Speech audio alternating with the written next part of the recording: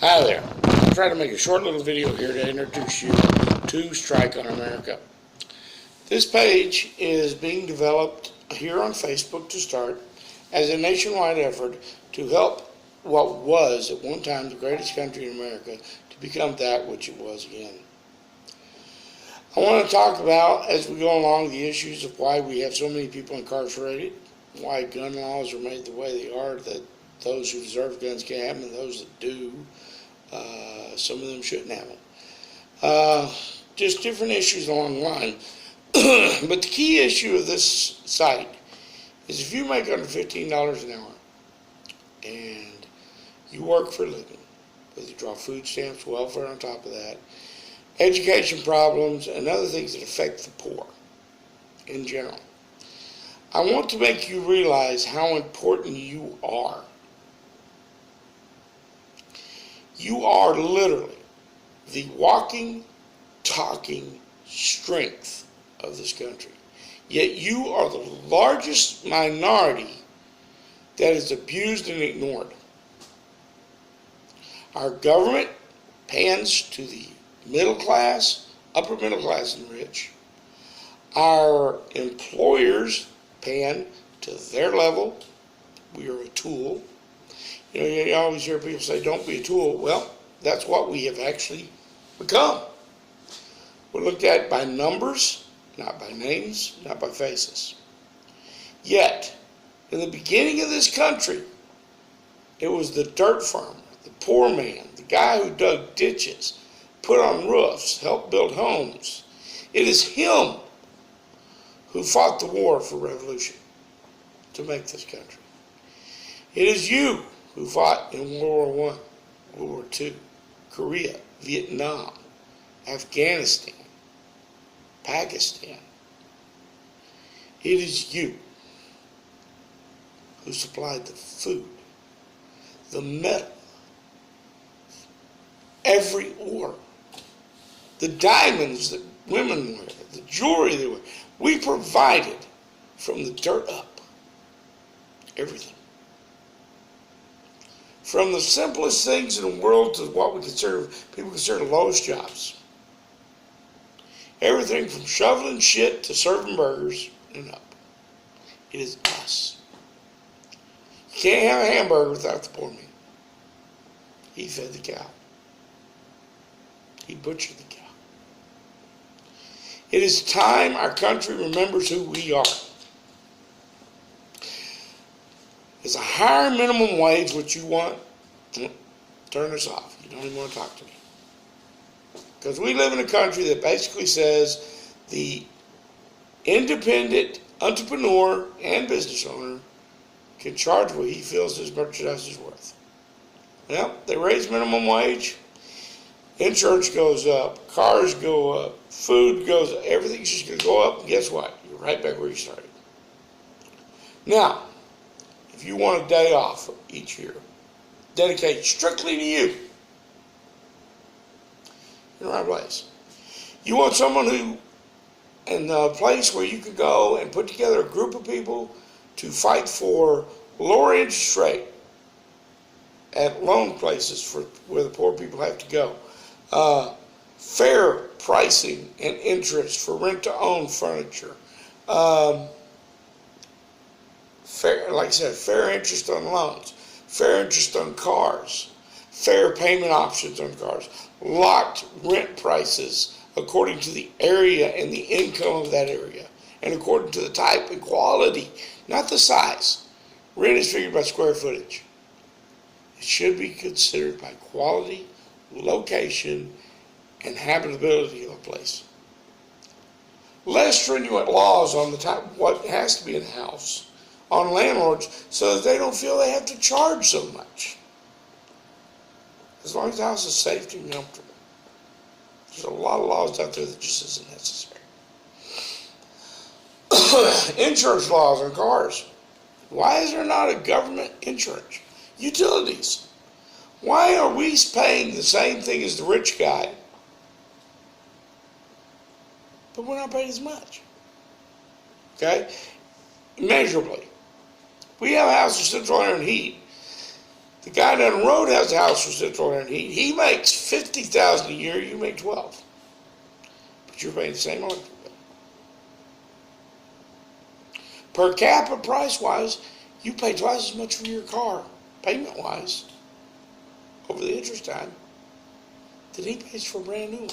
Yes, this costs more, he'll be paying longer, but interest-wise, by the capita, by the amount of interest, you're paying more. Food. I've brought this up before. People didn't realize it. I've had people go and look. It's amazing what they discover. Crest, which is one of our stores, now every state has their, quote, low-income stores. But where that store is located is a big difference. If you go to a low-income, a nice discount grocery in an area that has hardly no food stamps, hardly anything, look at the prices of things that never go on sale. The things that you use that never go on sale. I promise you, Del Monte peas that weren't on sale for a year, regular price is less than what you pay for Del Monte peas when they're never on sale over here at the store in a low-income area. This is how they balance the no taxes on food stamps with these little built-in penny, 2 penny higher on the not generally on sale things. They take advantage of you for being poor and having to draw food stamps and for the area you live in.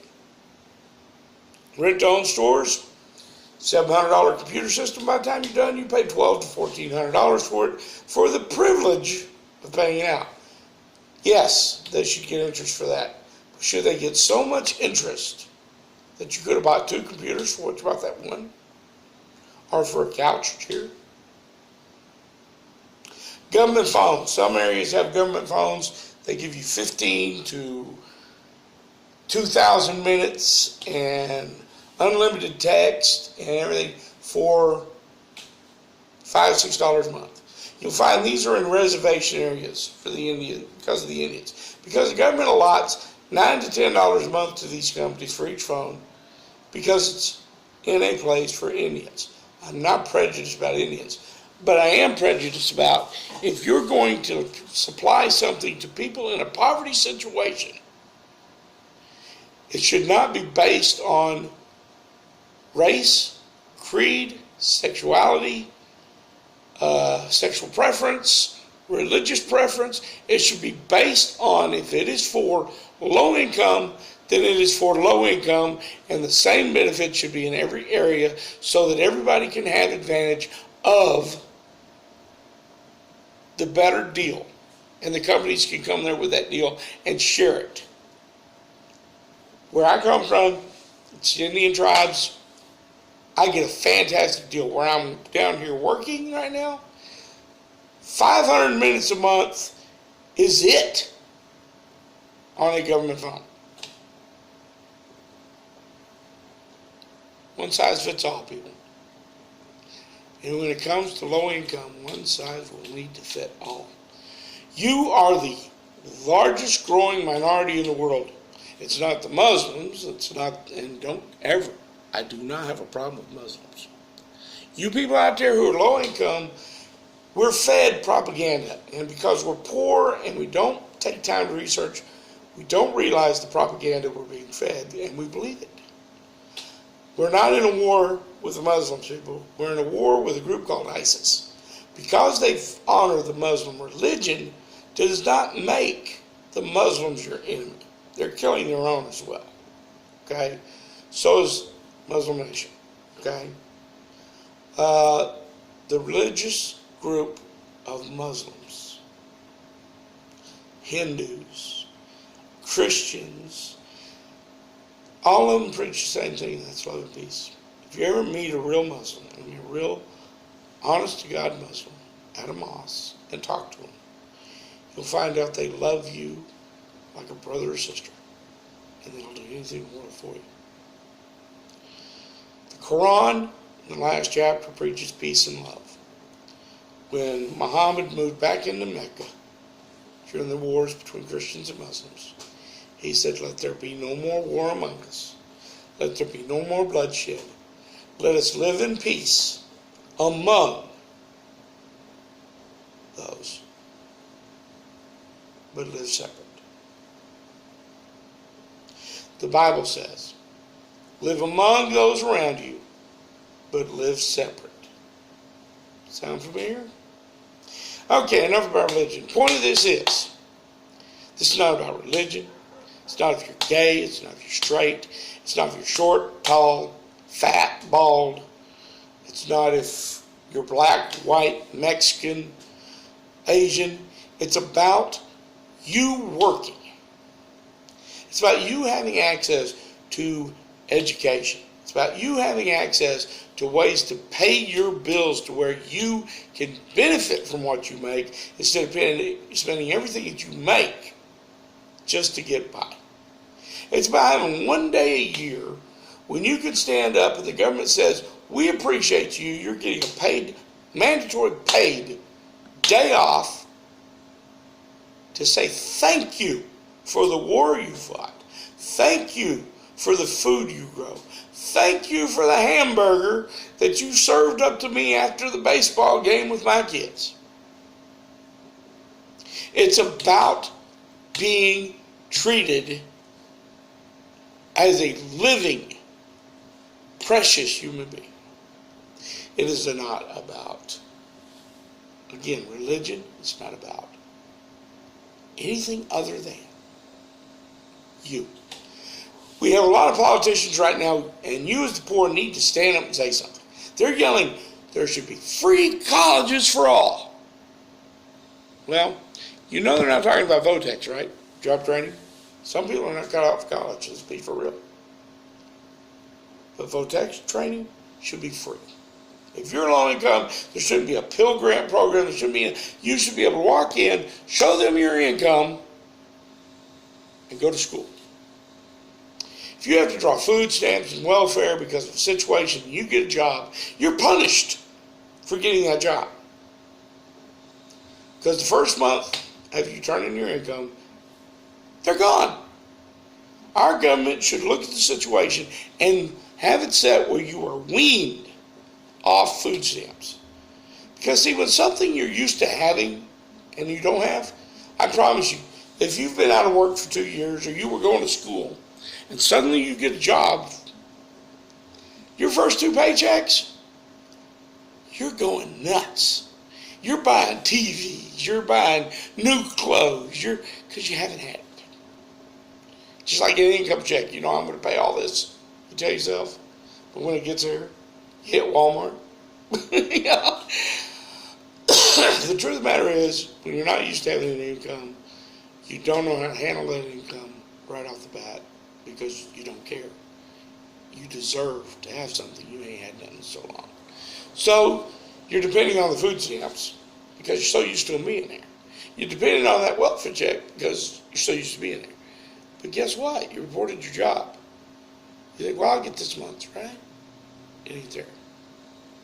It's not right. You've been in a situation, God knows I wish you were never in that situation because it's bull. But you should be weaned off of it. You should be rewarded over a 3 or 4 month period of getting at least a percentage of that so you get used to using your money, using a paycheck, going from 1 month pay to doing things on a weekly basis. If you're poor, there should be subsidies for utilities, not if you're in Section 8 housing or on Section 8, but because of your income, utilities should be regulated.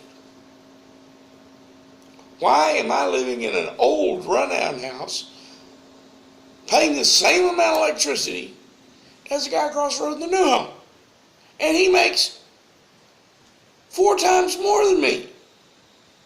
But I'm paying the same thing. How does that balance when it comes to what's left of my income? It don't. I go and buy a used car because I don't have credit and stuff or enough money to buy a new car. My payment is $75, $85 a week.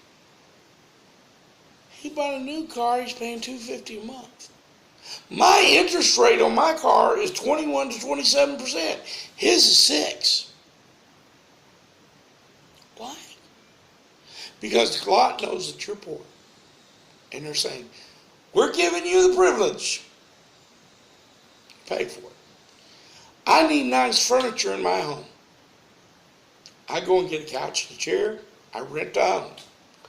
That couch and chair gets sold for $5.99 at a discount furniture store. I add up my payments, my rent-to-own privilege, the interest, and, quote, insurance. I paid $2,000 for a $599 chair and couch. I'm paying $1,200 for a $600 washing machine. You get where I'm going with this. The point is, I'm asking each and every one that makes under $15 an hour to sign up with me. Get enough people here on my Facebook, I will open a webpage. And I will take that webpage and I will start fighting for your rights and mine. And as of April 5th, 2017, we will go on a 3-day strike and show our government how important we are. And there's rules to the strike. If you're medical, don't go with us. If you're law enforcement, don't go with us. If you're in a vital situation where it will harm the lives of others, we just want your support. But if you're serving burgers or digging a ditch or being a plumber's helper or electrical, or actually doing work that things going in this world for 3 days, you deserve that off anyway. Stand with me. Let's show America who we are. Vote in your local election. Your vote counts. I don't want to hear this. It don't matter anyway. It don't matter because you're not doing anything. The blacks proved it when they fought for the rights. The women proved it when they fought for the right to vote. Look at history, people. Change comes from gathering together, grouping together, and doing something. Join me. Join us. Let's make this happen. There'll be more later. Please talk to me. Send me a message. Send me a phone number. I'll call you. I'll talk to you. I want your ideas. I want what you think. I want to build this together. Thank you. Thank you for your time. And there will be more to come. Join our page. Join our site. Thank you.